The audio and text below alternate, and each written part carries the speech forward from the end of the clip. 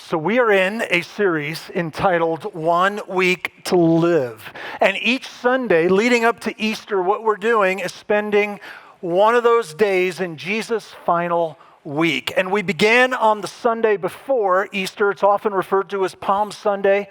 Jesus arrives into Jerusalem. There's a huge crowd that's there welcoming him and really putting on him the expectation that you're going to be the general who is going to drive out the oppressive Roman Empire. But Jesus does something entirely different. He came to bring a kingdom, but not exactly the kingdom that we often think he should bring. And so there was a lot of activity on that day.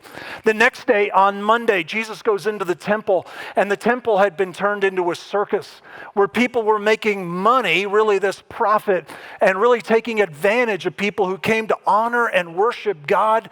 They wanted to draw close to him, and they were charging them astronomical fees to do that. And Jesus is not okay with that. He starts turning over tables, takes a whip, and drives out the people who are doing that. Animals are scattering. A lot of activity on that day. On the Tuesday, Pastor Mike looked at this so well last week, how Jesus shows up in the temple again, and there is a direct confrontation with the religious leaders of the day who had really turned the things of God upside down, and Jesus came to set it all right. But boy, is he direct, and boy, is he challenging. And so now we come to Wednesday. And we're going to call this Cloak-and-Dagger Wednesday. And by contrast to all of those active days, this one is pretty quiet. But what happens on those days, even though it's quiet, kind of behind the scenes, like some covert activity, it's really important to what's going to happen later in the week. Because Jesus is going to be betrayed. And so much of the orchestration of that plan happens on this day. And what we're going to look at really raises one of the big philosophical questions. You go, oh, philosophy, that sounds really exciting. Just give me a chance to kind of get this out there. You know, a lot of times people will wonder this. So do people have a destiny in life? Or are we like free agents and we're making decisions and our decisions determine our outcome? Or is there some combination of both? And there have been many looks at that. I think it has really been portrayed well in what I would call one of the top 10 movies of all time. Of course, I'm speaking about Forrest Gump there. Now, you can maybe not agree that it's in the top 10, and I could agree with you that it's not, but then we'd both be wrong, so let's not do that. But here's what it says in that movie. I don't know if we each have a destiny or if we're all just floating around accidental. And Forrest goes on to postulate, maybe it's a little bit of both. Here's what we're going to discover today, that there is a God who is sovereign, who knows all things, and a God who is in control. And we are all responsible for our decisions. And those two things live together in tension. And we're going to see that in the life of somebody that if even today is your first day in a church of any kind, you probably know this name, and it's a name that is not in connection with anything good. It's the name Judas. And he's going to be the one who is going to betray Jesus. So let's jump into the story. It was now 2 days before the Passover. That's on Friday. So you back up 2 days, we're on Wednesday. And 2 days before the Passover and the Feast of Unleavened Bread. And the chief priests and the scribes, quick aside, those are two groups of leaders in the culture of that day. And they, for the most part, did not get along at all. They did not like each other. They did not have the same agenda, the same direction. But all of a sudden on this day, they are united. What is uniting them together? They have a common enemy. That enemy's name is none other than Jesus. The chief priests and the scribes were seeking how to arrest him as Jesus, by stealth and kill him. For they said, not during the feast, lest there be an uproar from the people. So Jesus still riding this wave of people's expectations that you're going to come and do what we expect you to do. And so they're like, we don't want to do that in public, because if we do, chances are the crowd's going to turn on us. Boy, if only we had some information about when we could get Jesus. We're probably going to have to wait after the feast is over. But then enter the insider, the person who has the information to hand Jesus over, where he wouldn't be in the crowds, and it would be done in private, and Jesus could be betrayed. Then Judas Iscariot, who was one of the 12, went to the chief priests in order to betray him. And when they heard it, they were glad and promised to give him money. And he sought an opportunity to betray him. And the word betray is in there a couple of times. And literally what it means is to hand over or to sell off somebody. And I think you have to wrestle with this question, like I did in preparing for this. But isn't it amazing to think that somebody who walked with Jesus for 3 years, who saw him do miracles, feed 5,000 people with a couple sardines and a couple dinner rolls, who even raised some people from the dead, who taught like nobody had ever taught before, why would you do that? If you were there to see it all firsthand, to experience it, what would lead you in that direction? Why? Why would you do it? A couple different views about Judas through time. There's a traditional view, a long-standing view that goes something like this. Judas is just pure evil. He's one of those few people that you encounter every so often in history. We might think of Hitler and Stalin and bin Laden, and you could add, some other names to that whole list and just say that guy was just evil. And that's all he could ever do, is carry out evil. But there's a more modern view of Judas that goes something like this, that Judas was well-intentioned but misguided. He's kind of like a tragic hero. He had the right motivations, but he got a little bit confused about strategy and how to carry things out. And so his heart was good, but his execution, no pun intended, was not very good. But Judas is somebody, who's maybe deserves a little bit of our sympathy. And here's what I want to tell you in advance of what we're going to look at. The Bible doesn't present either one of these views to us. The Bible presents something different.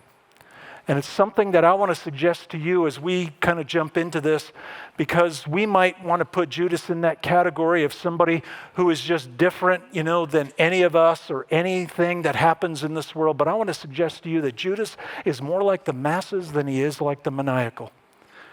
And let me put it a little more personally, that Judas is a little bit more like me than I would like it to be true. And yet there's a reality here about a struggle, and actually a number of struggles that I think are common to humanity, and that allow us to take an introspective look, maybe into our own hearts and lives and motives. So Judas is going to betray him, and he meets with the chief priests and the scribes, and he arranges for a payment, 30 pieces of silver. In today's number, that's about $7,000. And every writer of the Gospels, the life and times of Jesus, Matthew, Mark, Luke, and John, records this incident to us, and every one of them links it to a specific story that happens.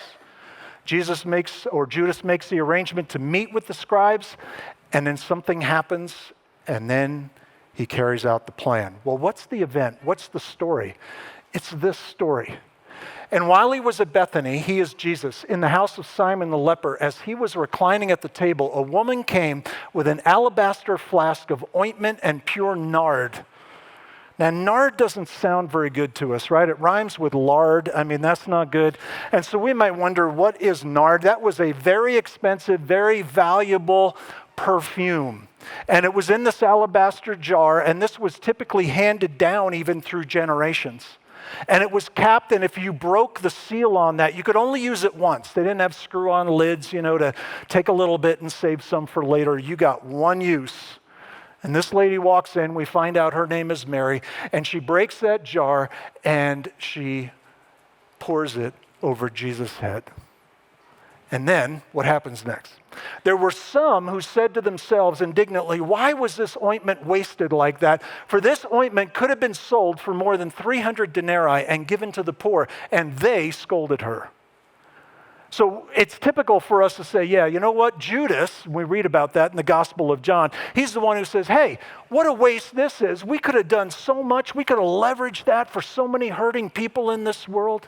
And we think, yeah, that's what evil people do. But do you notice how this is in the plural? That Judas is not the only one who's thinking this. Judas is not the only one wrestling with this. All of the disciples are. And they're all wondering, wow, was this the best thing to do, the right thing to do? We had other choices here. We had other options. And while we want to put Judas in a category all by himself, there's a bunch of people who were in that category on that day. And so maybe it helps us to understand, this idea that could it be that what he was wrestling with that day could be something that I would also?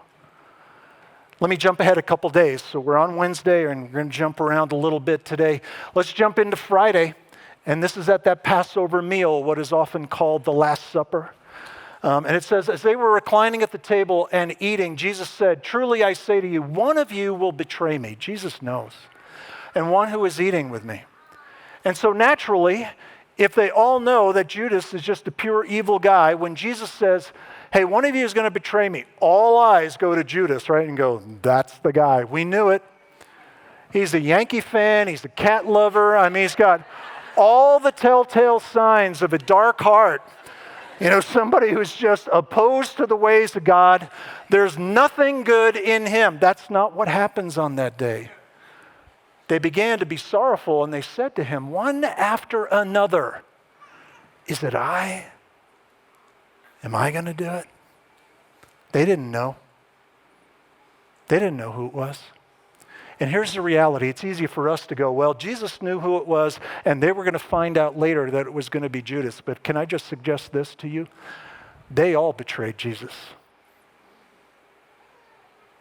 Because when Jesus needed them the most, and he was arrested, and he was brutally tortured before being nailed to a cross to die a painful death, you know where they were? Far from him. Every single one of them experienced the reality of coming to a place where they said, you know what? This is too costly for me. And the word betray means to hand over, to sell out would be maybe a phrase that we would use in our day. And for every single one of them, Judas, but all of them, there was a point at which the price was too high. And maybe it causes us to ask this question, is there a price where the cost is too much for me and my commitment to Jesus ends and I will step back? I will walk away rather than continue to journey with him. Because that experience was common to them all. They weren't all the exact same experience, but it was a common experience. Where in one way or another, every single one of them sold out. Their commitment to Jesus ended because the cost was too high. And I wonder for us if maybe there are times in which we say, you know what? I may have a price too, where the cost is too high. A price where my commitment might end. And I think the reality of what happened in this last week to everybody who had walked with Jesus for 3 years and saw the miracles and heard the teaching, and in one way or another walked away, I hope that it can turn our attention to our own hearts and lives and say, you know what, that can happen. That happens in this world to real people because of a whole host of different reasons. They're not all the same. So what more specifically was it that Judas was struggling with? To help us answer the question of why did he do it? What were the issues that were rumbling around his heart and his life? And I want to suggest a couple things to you. And again, I believe these things that he was struggling with are things that we can struggle with as well. Here's the first one. Jesus did not meet his expectations. Oh, you say you're the Messiah? Yep, Jesus is real clear about that.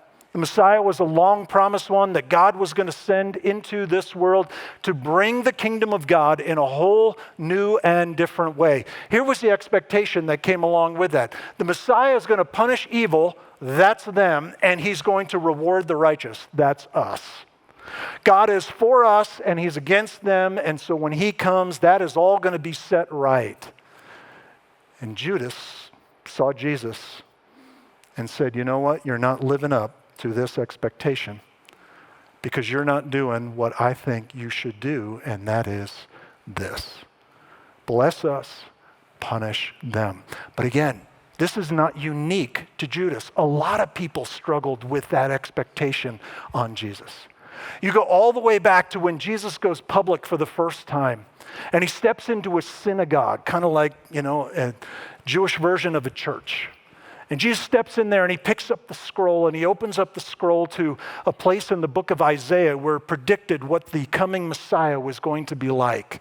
And he reads these words, and these are like electric words that people have been longing to see fulfilled. The Spirit of the Lord is upon me because he has anointed me to proclaim good news to the poor. He has sent me to proclaim liberty to the captives and recovering sight of blind, and set at liberty those who are oppressed, to proclaim the year of the Lord's favor. And people are like, yes, Jesus, if you're saying you have come to do that, you are our guy, because we know when that happens, it's going to go well for us. Oh, and by the way, those who are oppressing us, not going to go well for them. And so they're like, you know what, Jesus, you're great. And you really got maybe a future, as this preacher kind of guy here in our setting. But then Jesus goes on in that moment. And he begins to talk about some moments in the history of Israel. And he talks about how God has blessed them, but not only them. And they all spoke well of him. They marveled at his gracious words that were coming from his mouth. Jesus, you are the guy. But then he goes on and he references this one story. There were many lepers in Israel from the time of the prophet Elisha, and none of them was cleansed, but only Naaman the Syrian. That's one of them. That's not an insider, that's an outsider. What are you saying, Jesus? We know what the expectations are supposed to be, and we know what you are supposed to do. And Jesus says, you know who God's reaching out to? Everybody. You are welcome.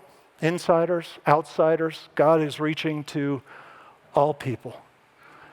And to us, we might think, well, wow, that sounds really good. That sounds really great. The reaction that day, not so great. When they heard these things, all in the synagogue were filled with wrath. They get angry.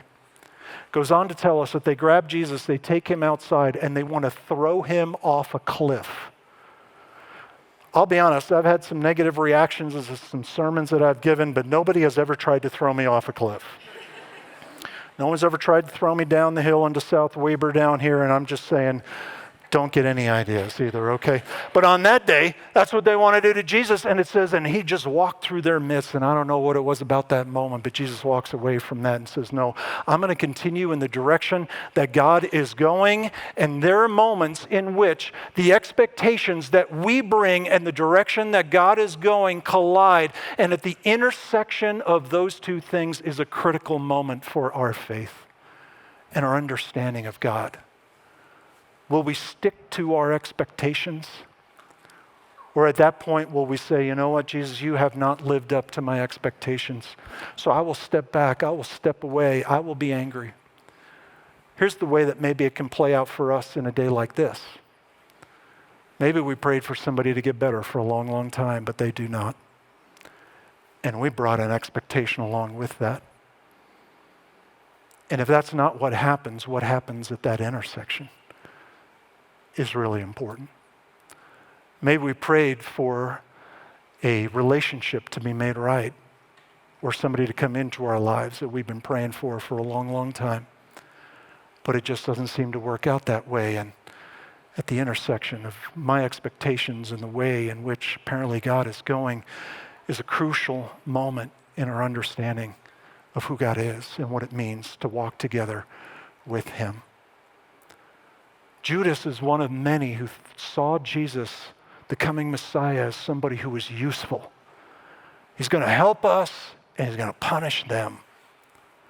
But jumping back into that room where a woman takes an alabaster jar of a precious perfume and pours it over his head, there's such a contrast there. For her, Jesus is not useful. He's not a means to get something from him. Instead, he's just simply worthy.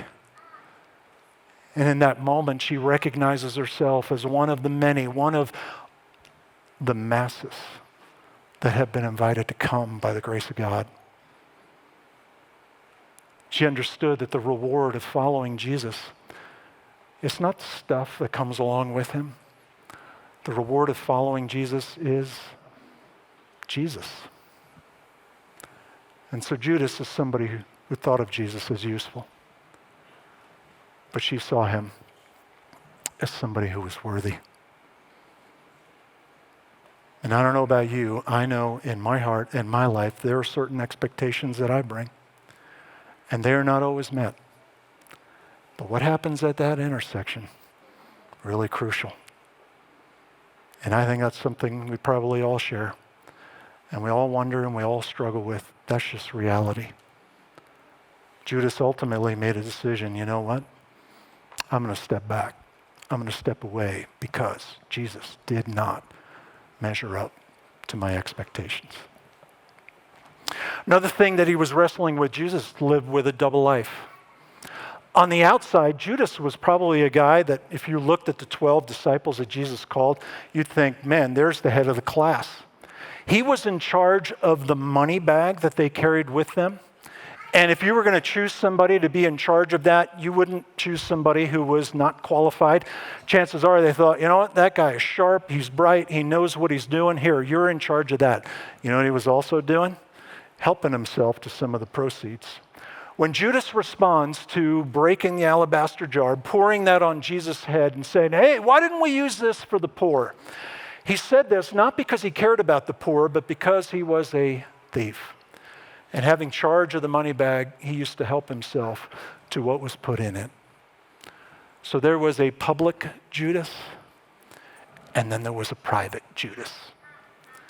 And there were things that he was doing in secret, and yeah, they wrote about this after the fact. Did they know that he was doing that? Not at this point. Jesus did, but they didn't. Not the disciples. And so there was the public part that looked good, looked the part. But there was the private part of Judas' life where greed was fueling, seeing Jesus as useful. And when he saw a tremendous profit go out the window by somebody saying, Jesus, you are worthy, and I will respond in an extravagant way, that secret life of his factored into the whole complex picture. Is it possible for people to live secret parts of their lives? And maybe even in ways that we know are destructive or not helpful.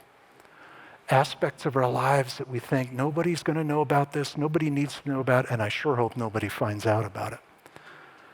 And that disconnect about the outward part, the public part, and the private part can be so destructive, can be so detrimental. And it really is an invitation to bring that into the light, to get whatever help we need to deal with whatever issue it is that we might want to keep on the inside. Keep away from public eyes. Because in one way or another, we know it's not helping us. So are you, am I, covering a secret? Am I living a part of my life where there's a disconnect between the outside and what's inside? Judas wrestled with that. I think there are plenty of people who wrestle with that as well. Why did he do it? Let me suggest one more thing to you. Judas missed the message. that it's all grace. From beginning to end, it's all grace. Let me show you one picture of that from Judas's life. We're going to jump back to Friday now in the Passover meal, what we often call the Last Supper. And they're all sitting around a table and they are participating in the Passover meal, which had a number of very specific aspects to it that had been carried out for a couple thousand years. So that disciple leaning back against Jesus, this is one of his followers saying to him, Lord, who is it? Who is going to betray you? And Jesus answered, it is he to whom I will give this morsel of bread when I have dipped it. Now that just looks like, some real fine detail to us, but there's something so important in what is being played out in this moment. In the Passover meal, one of the aspects of it was a bowl. And inside of that bowl was a mixture of some bitter herbs, horseradish and things like that. And the bitterness of those herbs was for the purpose of illustrating just the bitterness of sin and slavery. And there would be a point where the host of the meal, and on this night, Jesus is the host of the meal, would take some bread, dip it into those bitter herbs, and then he would hand that bread to one person around that table. This is a moment called the korek. And it was a moment where that person was honoring one of those guests at the table, saying, you matter to me. I love you. You are important. And I'm so honored that you are here. Well, who is it that receives that on this night? So when he had dipped the morsel, he gave it to Judas, to the son of Simon. And do you see what's happening in this moment? Jesus knows somebody's going to betray me. He knows who it is. But he chooses that moment of this sacred remembrance of God's deliverance. And he hands him a piece of bread and says, Judas, you matter to me. You are loved. And the one who is sovereign and knows all things, even what is in his heart in that moment, in that same moment, extends grace, extends an opportunity, extends an invitation, extends a decision. Judas, what are you going to do with it? I know what's in your heart, but you matter. And you can come. And so Judas makes his choice. A few minutes later, he gets up and he walks out and he meets with the scribes and the chief priests and tells them where Jesus is going to be going, and he is betrayed. But I hope that we see this picture for what it is. As long as there's breath in our lungs, there is the grace of God that is available. And maybe if you have wrestled with some of the darkness, the reality of your own heart and soul, and you wonder, where does that put me with God? He invites you to come. He knows the truth about you and me. And he invites us to come and he says, you matter and you are loved and there is grace, but it is our decision to make. The sad epilogue of Judas's life, at one point it says it would have been better if he had not been born. And that must refer to the consequences of the grace that he walked away from, the decision that he made. But right to the very end, Jesus was saying, you can come. You matter. You are loved. There is grace that is available to you. That's the message to everyone, insider, outsider. People who wrestle with expectations and not understanding the way things really are. To those who have a disconnect between the outside and the inside, living different aspects of a secret, private life. And to those who maybe bring different ideas about what it means to be related to God. Jesus says, come. You matter. And you are loved. The good news for all of humanity, because these are some issues that we all wrestle with, is simply this. There is more grace in Jesus than there is sin in me. And boy, is that good news to people like us. Because the truth about us is nobody makes it on their own. And we need somebody whose grace, somebody whose power, and somebody whose love is greater than the truth about us. There's more grace in him than sin in me, sin in you. Would you bow your heads together with me as I pray? God, thank you for who you are. Thank you for your love for us that, God, if truth be told, sometimes I fear we might think, yeah, well, of course, God would love somebody like me. But God, would you help us to see the reality of ourselves and to recognize that, no, it's grace from beginning to end. It is the love of God reaching to undeserving people, and that is me. And just like one woman who in a moment of clarity recognized you are worthy because of who you are and because of what you've done and because of what is available to you through you. And God, may that be some of the clear moments that we have in our hearts, minds, and lives. Our best, last, and greatest hope for life together with you is found through your grace and nowhere else. And so God, draw us closer to you. And may we recognize as a result of seeing our hearts for what they are, may we know how much we need you, not just here and now, but God, every moment of every day. And so help us to lean into you all the more, to trust you all the more, to seek after you all the more.